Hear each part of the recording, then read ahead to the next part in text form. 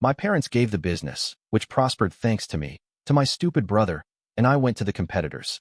My name's Ethan Matthews, I'm 34, and I've been the perfect son my whole damn life. Though I never signed up for that title. It was just kind of handed to me, whether I liked it or not. My younger brother Logan is 3 years younger, and from the minute he was born, he became the center of the universe in our house. He had complications when he was born, some breathing issue I never fully understood as a kid, and he was in and out of hospitals constantly during our early years. Naturally, all the attention from our parents was focused on him. I get that part now, I really do. But what I'll never get over is how they treated me because of it. While Logan was being coddled, swaddled, and swarmed with sympathy, I was basically being molded into a workhorse. My dad, Gerald, ran a local electrical business, Matthews Electric. Not a big corporation or anything, just a modest shop with a couple trucks, contracts with local schools, office buildings, that kind of thing. From the time I was 14, 14, I was working weekends and after school with him, wiring fuse boxes, running cables through crawl spaces, labeling breaker panels. My friends were going to movies and chasing girls while I was learning how to fix faulty outlets in strip malls. And why? Because that was how I could get a crumb of attention from my father. Logan, meanwhile, never lifted a damn finger. Even when he was well enough, my parents never expected him to pitch in. They said he was still recovering, that he needed rest, that stress could make him worse. They treated him like a Faberge egg, and me like a damn pack mule. And the craziest part is, I started buying into it. I thought maybe if I was good enough, worked hard enough, got good grades, showed up early to the shop, my dad might actually say something nice once in a while. He never did, not unless it was in the context of comparing me to Logan. I remember one time when I was 17, I wired an entire house solo over spring break. A new build out in the suburbs, long days, freezing mornings, frost on the ladder rungs, and I did it all while studying for finals. I came home expecting something, anything, hell, even a nod. My dad just looked over the blueprints and said, "You missed a ground line in the laundry room. Can't afford to be sloppy." That was it. Logan, meanwhile, got praised for organizing the DVD shelf without being asked. And the punishments, God, don't get me started. When Logan spilled juice on the living room carpet, I got grounded because I was supposed to be watching him. When he broke the neighbor's window playing with a slingshot, I was sent over to apologize and pay for it with my allowance. It was always my fault. If anything went wrong, I was the backup adult. I wasn't a kid. I was a second set of hands, eyes, and ears for my parents. They never said it outright, but the message was loud and clear. Your brother needs us more, so you have to handle the rest. Even socially, it was skewed. When Logan had friends over, my job was to keep them out of trouble. When I had friends over, my mom would say, "Keep it down, Logan's resting," or "Don't use the upstairs bathroom, Logan's napping." At some point, I just stopped inviting people over. What was the point? The only thing that ever got me the tiniest acknowledgement from my dad was the business. That's how it all started. Me showing up to the shop one weekend, practically begging to help, and him tossing me a pair of gloves and saying, "Fine, go clean out the truck." I did it in under an hour. He looked surprised. That was the first and last time I remember him looking even remotely impressed. So I kept showing up. Saturdays, then weekdays after school, then summer breaks. I learned the trade faster than any apprentice they ever hired. By the time I was 20, I was running jobs solo. I even got certified ahead of schedule. My dad still acted like it was just the natural order of things. "Of course you do well," he'd say. "You've been around it since you were a kid." As if he didn't drag me into it to begin with. The real kicker? Logan never showed a speck of interest in the family business. Never so much as came to the shop, except once when he needed help with his car, and Dad made me fix it while they sat inside watching sports. Yet he was always referred to as the sensitive one, or the gifted one. He painted, played piano for a year, made a short film once in college that won some local award. My parents acted like he was the next Spielberg. Me? I kept the lights on, literally. By the time we were both adults, it was clear who was still the favorite. Logan went to some arts college out of state. Full ride thanks to a mix of scholarships and our parents paying out of pocket. When I asked if they could help me pay for my electrician certification, my dad said, "You're already working. You can cover it." I did. Every dollar. Took on extra jobs. Lived in a crappy one-bedroom apartment above the shop. Drove an ancient Chevy S10 that broke down twice a month. But I got certified. I became the lead tech at Matthews Electric by 24. Guess what Logan was doing at 24? Taking a creative sabbatical in Europe. But here's the part that still sits like a rock in my chest. At every family event, every holiday, every dinner, my parents would brag about Logan's accomplishments. "Did you see his latest short film? It's so deep. He's thinking about applying to a fellowship in New York." They'd maybe mention me if someone asked. Ethan? Oh yeah, he's working hard. Same old. That was it. Never mind that I was keeping the business afloat. Never mind that I was fixing the furnace, unclogging the gutters, managing the books when Dad couldn't figure out the software. I wasn't flashy. I didn't paint or make music. I just worked. And I kept thinking, maybe if I just keep going, keep being reliable, one day they'll see me. One day they'll look at me the way they look at him. But they never did. I wasn't their son. I was their solution. I don't know what hurts more, that I was forced into that role, or that I kept playing it for 34 years without even realizing I could walk away. I never dreamed of being an electrician. If you had asked me at 16 what I wanted to do with my life, I probably would have said something like architecture or maybe engineering. I liked building things, planning things, imagining how systems could come together. But there was no space for dreaming in my family. What I wanted didn't matter. What mattered was what the family needed, and what my dad needed was another pair of hands in Matthews Electric. So I stayed. One job turned into a career, and at some point, I just stopped questioning it. Over the years, I became really good at what I did, not because I loved it, but because I couldn't afford to be bad at it. I studied new electrical codes on my own time. I watched online trainings at night, even paid out of pocket for a course on smart home systems because I knew the industry was changing.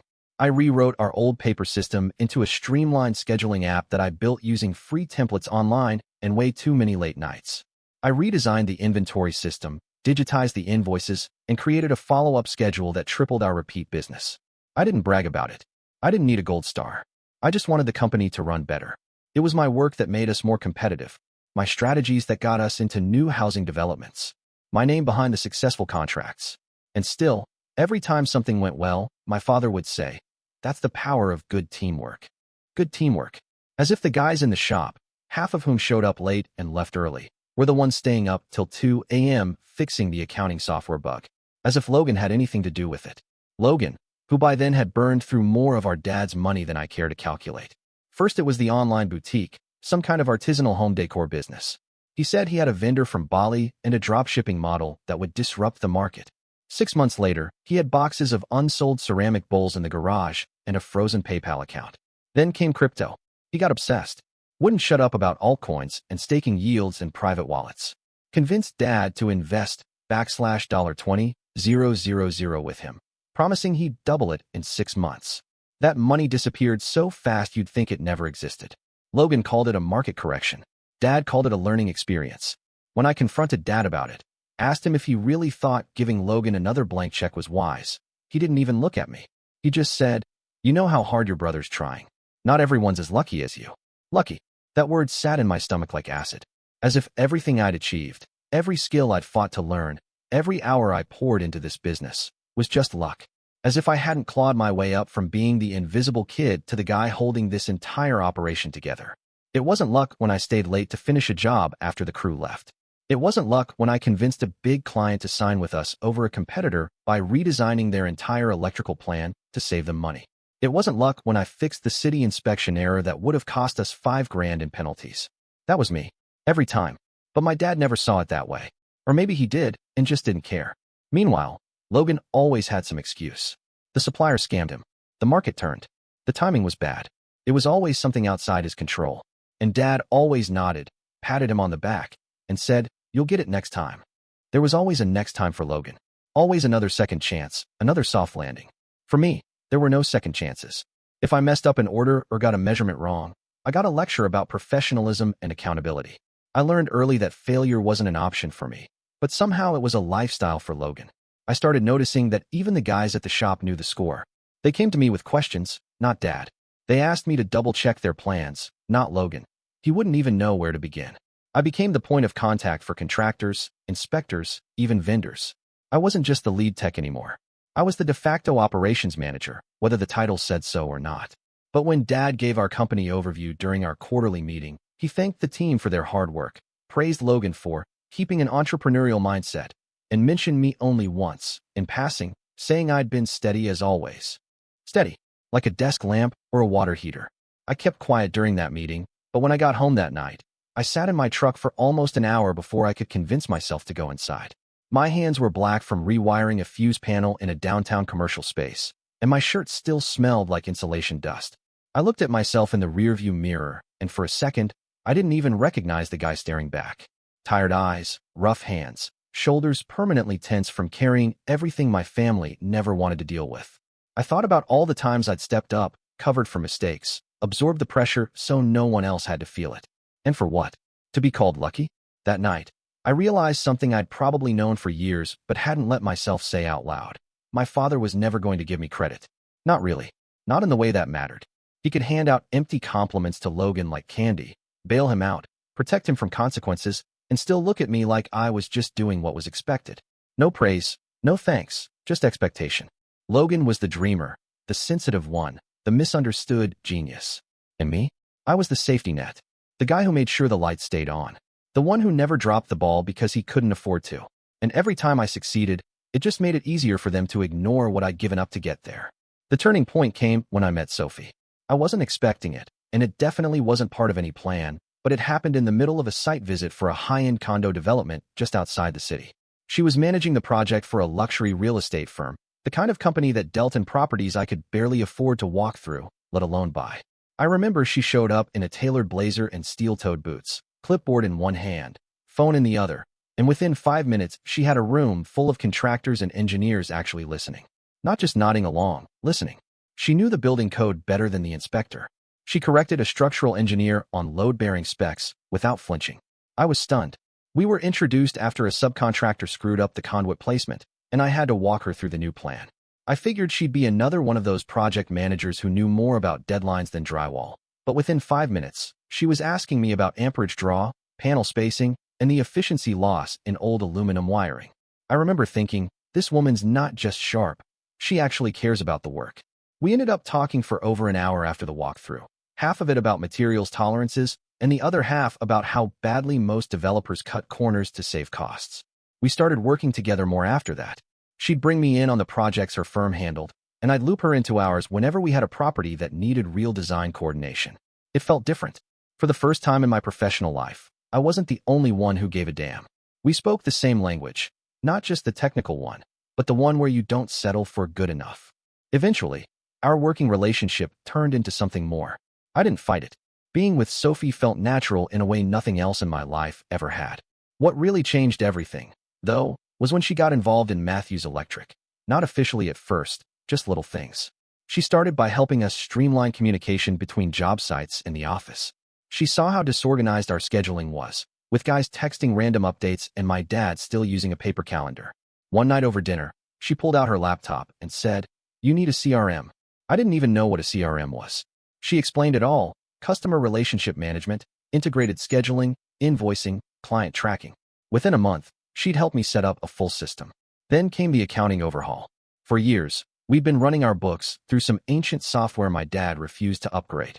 Sophie brought in a cloud-based solution that not only made everything digital but flagged tax issues we would have missed. She automated payroll. She introduced a contract system that used electronic signatures, with storage in the cloud, so we weren't chasing down hard copies in the middle of a job. Our efficiency doubled, then tripled. Jobs got done faster. Client feedback improved. Word spread. For the first time since I'd taken over most of the operations, I felt like the business was growing in a way that didn't rely on me being constantly overworked. I wasn't just holding it together anymore. We were expanding, streamlining, modernizing.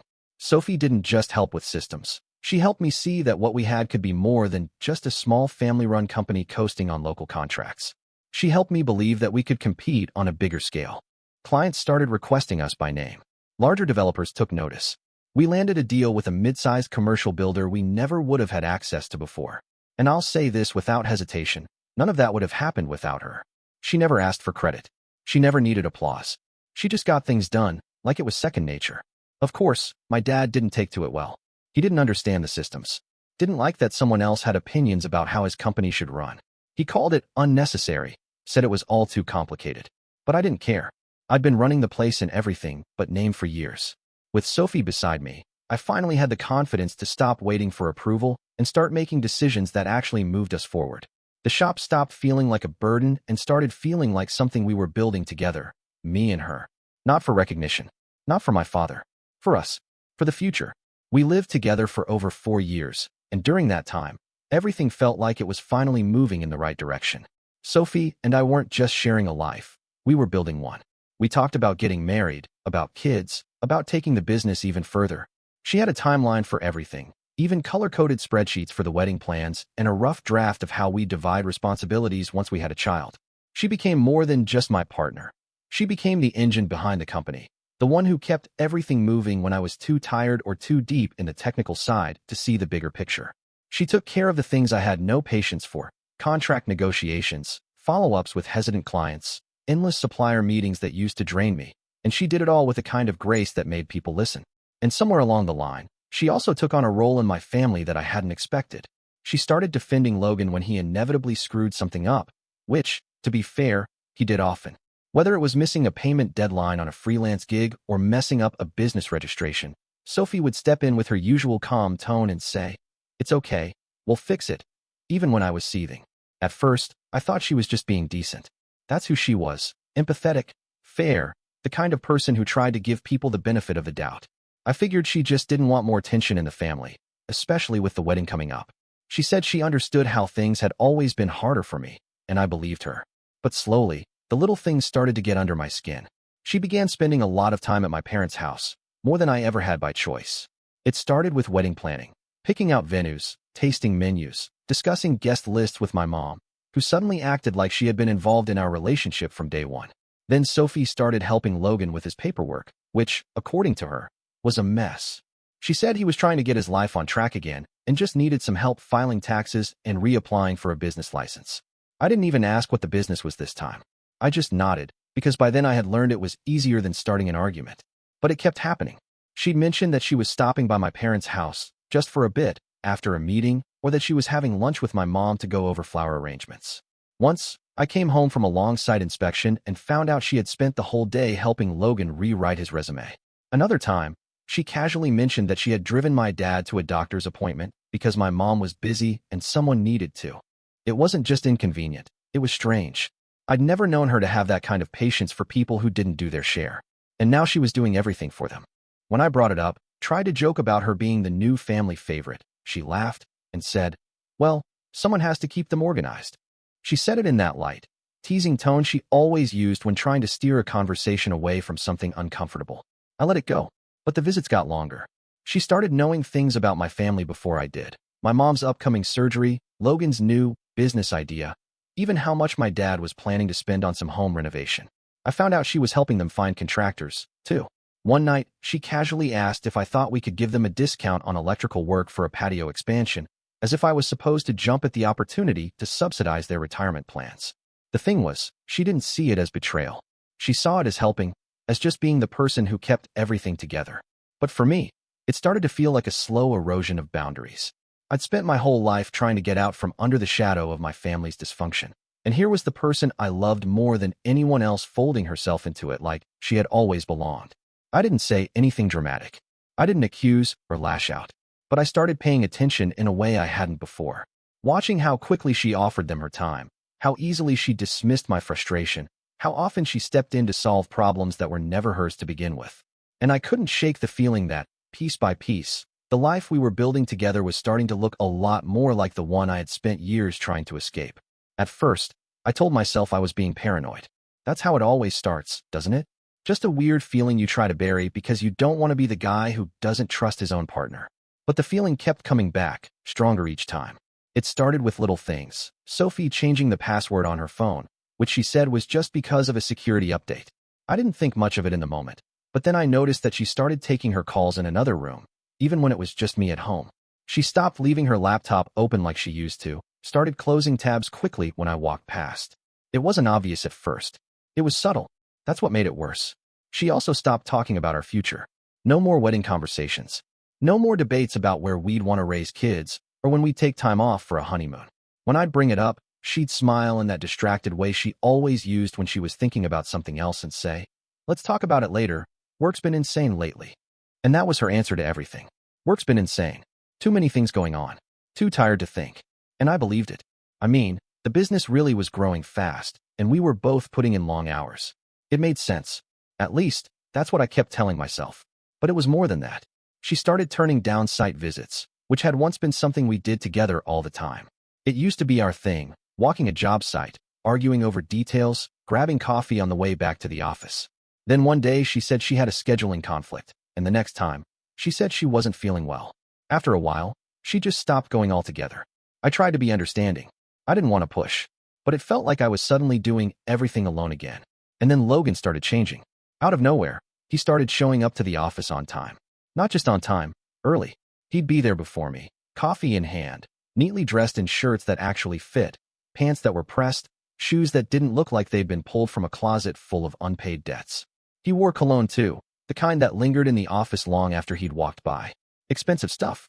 I knew because I looked it up. He wasn't borrowing money from Dad anymore either, at least not openly. He had this new confidence, like he knew something I didn't. I kept brushing it off. Told myself maybe he was finally growing up. Maybe Sophie had helped him get organized, and it was finally sticking.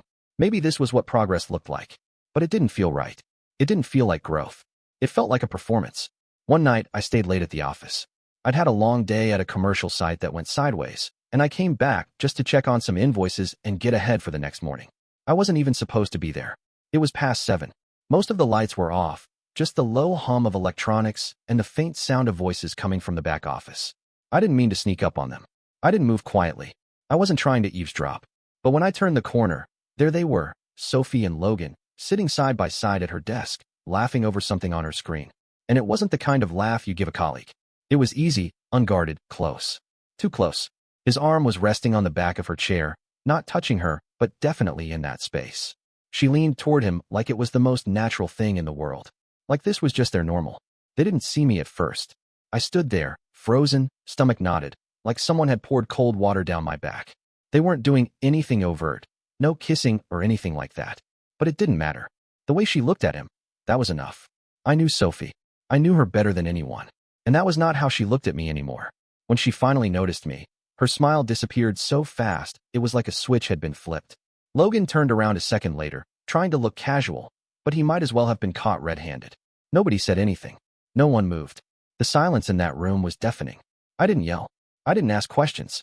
I just turned and walked out, past the job boards, past the invoices I'd come back to check, out into the parking lot where her car was parked next to mine like everything was normal. But nothing was normal anymore. And in that moment, all the excuses I'd made, the stress, the phone passwords, the missed visits, the shifts in conversation, they stopped being excuses and turned into the answer I hadn't wanted to see. The call came late, almost midnight. I was lying in bed, staring at the ceiling, still trying to make sense of what I had seen a few days earlier at the office.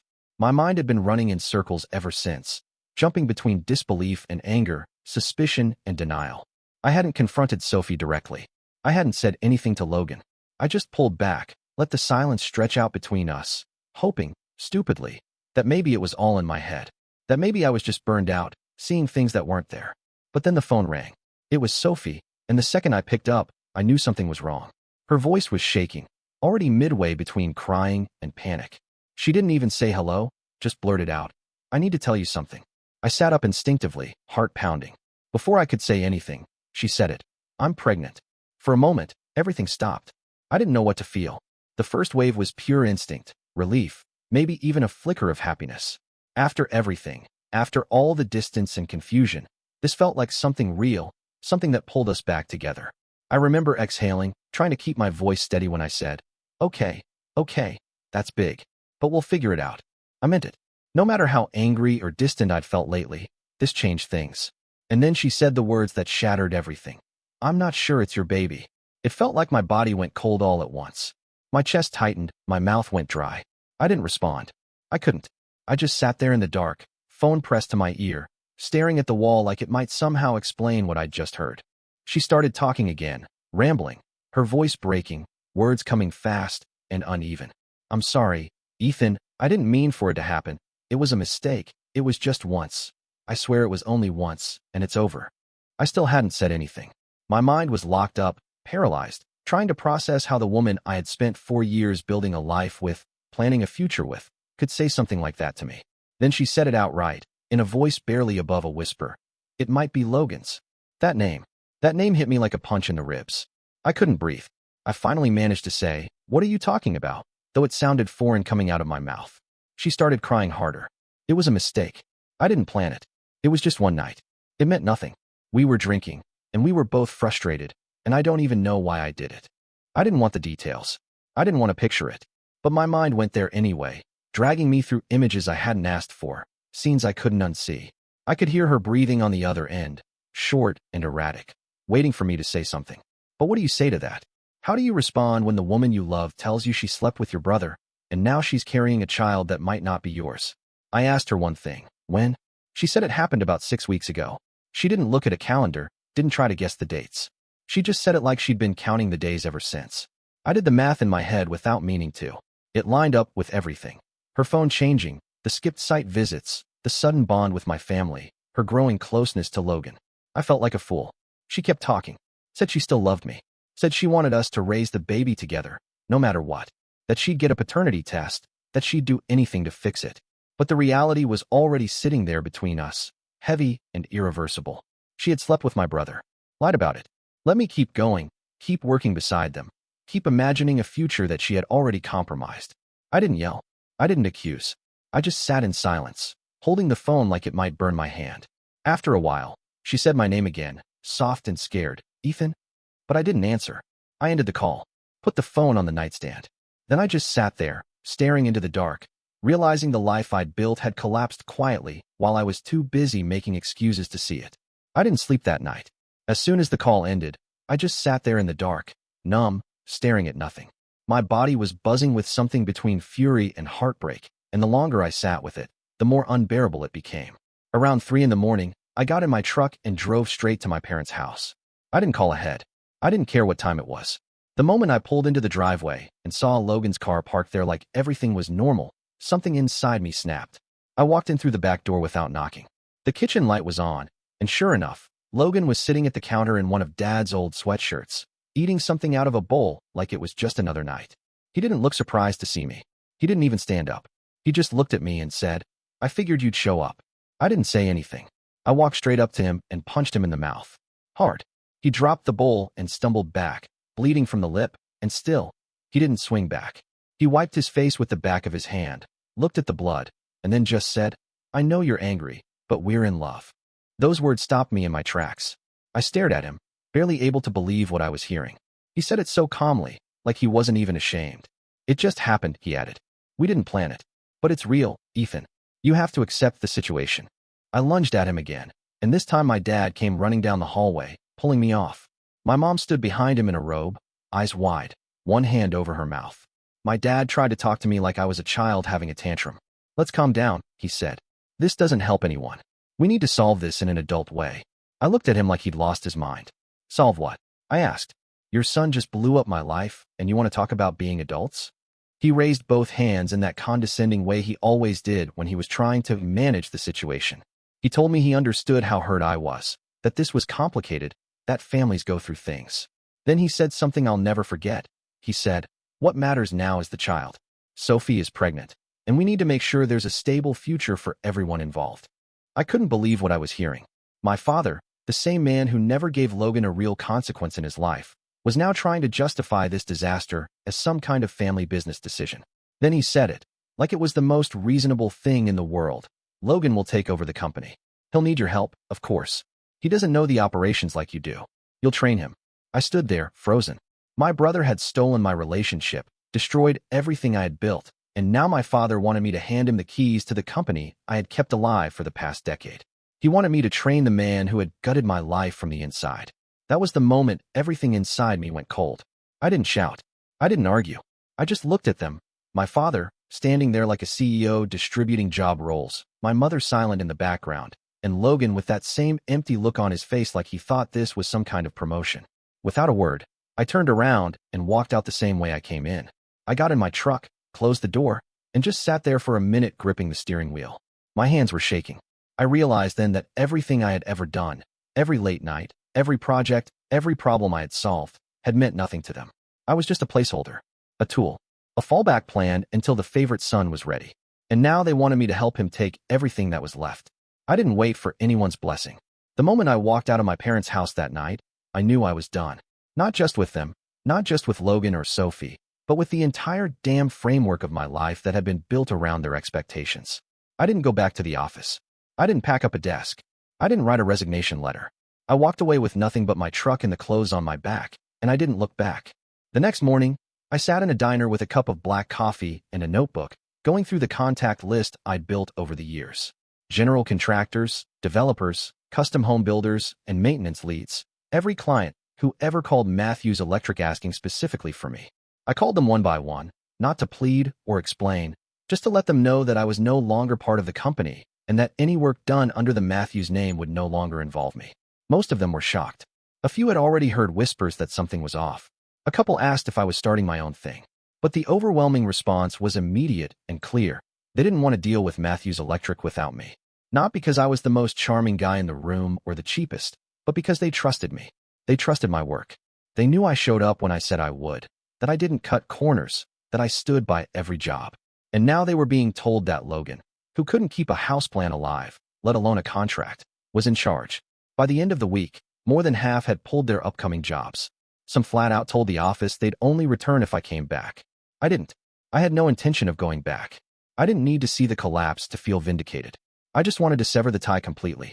2 weeks later, Logan and Sophie got married in a small ceremony that I obviously wasn't invited to. My parents hosted it in their backyard. I heard through a former co-worker that they even had the nerve to hang a Matthews Electric banner at the reception, like it was some kind of family triumph. My dad gave them a down payment on a house, a big place in the suburbs, probably twice what I ever could have afforded when I was busting my ass keeping that company alive. And just like that, they had it all: the business, the house, the title, the support. And me? I had nothing. No job, no home, no relationship, no savings. Everything I had poured myself into was now in someone else's hands. It should have felt like the end, but it didn't. Not really. Because for the first time in my life, I wasn't doing what someone else expected. I wasn't carrying anyone. I wasn't waiting for a pat on the back that was never coming.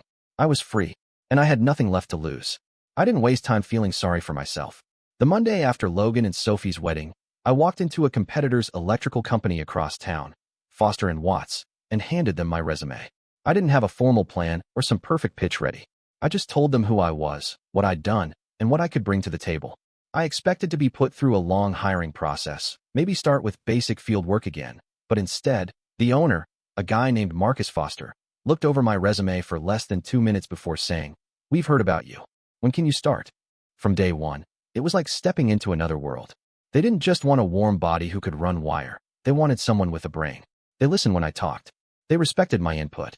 They gave me projects that challenged me, trusted me with big clients, and paid me what I was actually worth. I didn't have to justify my decisions every 5 minutes or fight for the right to manage a crew. It was understood that I knew what I was doing. For the first time in my life, I didn't feel like a background piece in someone else's story. I felt like I belonged. I showed up early, stayed late, not because I was trying to prove something to anyone, but because I wanted to. Because the people around me cared, and because the work was good. I wasn't carrying anyone. I wasn't covering for someone else's failure. I was finally doing what I loved without the constant weight of being compared to someone who had never earned it. A few months in, I passed the master electrician exam. I had been putting it off for years, first because I was too busy keeping the old business afloat, and later because, deep down, I knew my father would find a way to discredit it. Still, I walked into the exam center, passed on the first try, and left with the certification in hand. It should have been a proud moment, and it was, until I told my father. We hadn't spoken since I left, but I ran into him by chance at a supplier one morning. When I mentioned the license, not to gloat, just because it came up in conversation, he didn't even pause. He looked at me and said, "It's too early. You're not ready for that responsibility." Just like that. No congratulations, no acknowledgement, no recognition that I'd spent over 15 years building the skills and knowledge to earn it. It was like talking to a wall. But this time, it didn't sting the way it used to. I walked away, paid for my supplies, and went back to a job where people saw me for who I was and what I could do. They threw a small celebration when they heard I passed. My project lead gave me a handshake and a bottle of bourbon. The office manager sent out an email calling me a major asset to the team. It was simple, but it meant something. I didn't need to be the perfect son anymore. I didn't need to fight for space in a family that never saw me clearly. In this new life, I had everything they'd withheld from me for years: respect, trust, and the space to finally be something more than what they allowed. It had been about 6 months since I walked away from everything, and life had finally started to feel steady. I was working projects I actually enjoyed, my name was on permits as a licensed master electrician, and I was being treated like someone whose opinion mattered. I wasn't chasing recognition anymore, but I was finally getting it. Then one evening, my phone rang. It was my mother. I stared at her name on the screen for a long moment before picking up. Her voice was quiet, strained, the kind of tone you get when someone has been crying for a while but is trying to keep it together. She didn't waste time on greetings. She said, "Ethan, the business is gone." For a second, I thought I'd misheard her. But she kept going, laying it all out in this stunned, broken cadence that barely sounded like her. Logan had taken out multiple loans in the company's name, using the business and even parts of their house as collateral. He hadn't been paying the insurance premiums, despite what he told them. On top of that, he had hired some friend from college as the new head electrician, a guy with zero qualifications and no license. My mother said they'd lost several major clients over poor work and missed deadlines. But the final blow came when one client, a luxury home developer, filed a lawsuit over fire hazards discovered in one of the properties. The wiring had been done by that same unlicensed friend, and the inspection report was damning. Then she said something that actually made me stop breathing for a second. Sophie was gone.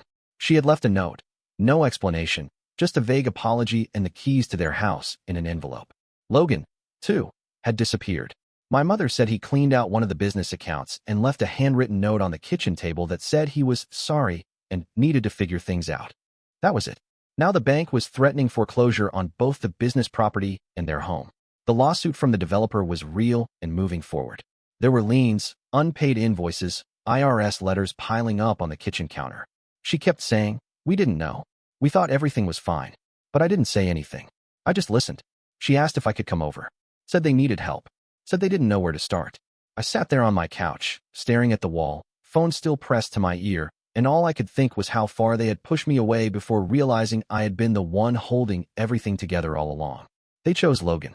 They handed him everything I built, and now they were shocked to find it in pieces. The truth was, I wasn't surprised. I had seen this ending a long time ago. They just refused to believe it until it landed in their lap, burning and broken. It was a Saturday afternoon when my father showed up unannounced. I saw his truck pull into the lot from the window of my small workshop behind the rental property I'd fixed up over the past few months. He parked, sat for a moment like he was working up the nerve, then stepped out holding a folder thick with paperwork. I didn't move. I waited by the door, arms crossed, and when he knocked, I opened it but didn't say anything. He didn't waste time. He handed me the folder and said, "It's all here. Full transfer. The business, every piece of it, is yours." I didn't touch the folder. I let it sit in his hands. He went on, talking fast, like he was trying to cram months of silence into a few desperate minutes. He said they'd lost everything. The lawsuits were real. The debts were massive. Logan had left them with no backup plan, no income, no reputation. He said he had made mistakes, that he hadn't seen things clearly, that he had been wrong about so much. And then he asked me to come back, to save the company, to restore the family name, to put everything back the way it used to be. I stood there, listening, but nothing in me moved. No sympathy, no rage, not even satisfaction. Just a calm, quiet understanding that I had finally stopped needing anything from him. I told him I wasn't interested. That chapter of my life was closed. I didn't want the business. I didn't want the responsibility. I didn't want to fix what they had broken after pushing me out. He kept insisting. Said it could be mine now, really mine, with no conditions. I didn't raise my voice. I just looked him in the eye and said, "There's nothing left for me in that name." A few days later, my mother called. This time it wasn't about the company. She asked if she could come see me. I told her she was welcome, but only alone. She didn't answer right away, and I could hear it in her voice before she said anything. That hesitation, that lifelong instinct to side with my father no matter what. And then she said, "I can't leave him, Ethan. He's my husband." I didn't argue. I didn't try to convince her. I just said, "That's your choice. But my home is only for you." Then I hung up, slowly and quietly, knowing that she wouldn't come. And that this time, I wouldn't wait. Weeks passed, and then one evening my phone lit up with a message from an unknown number. I opened it without thinking, and there it was, Sophie. Her name wasn't saved anymore, but I recognized the way she wrote immediately. The message was short, rushed, like she had typed it while shaking. "It's your baby. The test results are positive. I need your help. Logan took everything, my savings, the rest of the business account. He's gone." I stared at the screen for a long time, not because I didn't believe her, but because I didn't feel anything. Not panic, not hope, not regret. Just a kind of deep, final tiredness. The kind you feel after walking away from a fire you spent years trying to put out. I didn't reply. I didn't ask questions. I forwarded the message to my lawyer and told him to take it from there. A few days later, he filed for court-ordered confirmation of paternity. I made it clear in the documents that if the child was mine, I would take full responsibility, financially, legally, and emotionally. I wasn't going to run. I wasn't going to disappear. I would be a father, but I would not be her partner. Sophie, no matter how desperate or how sorry she might be now, was the past. I had spent years cleaning up the messes other people left behind. My brother's failures, my father's pride, my mother's silence, and Sophie's betrayal. I had given too much, sacrificed too much, waited too long for someone else to do the right thing. I wasn't going back to that. Not ever. Now my life is quiet. Focused. There's no drama. No manipulation. Just good work, decent people, and the kind of peace that comes when you finally stop trying to fix what was never yours to fix. I don't know what the court will decide yet. I don't know if the baby is mine. But whatever happens, I'll face it on my terms, without letting the past pull me under. Reddit. I'm curious. What would you have done? Would you have walked away? Would you have taken back the business? Do you think it's possible to forgive people who never really saw you until they needed you? Let me know what you think. I've told you mine. Now I want to hear yours.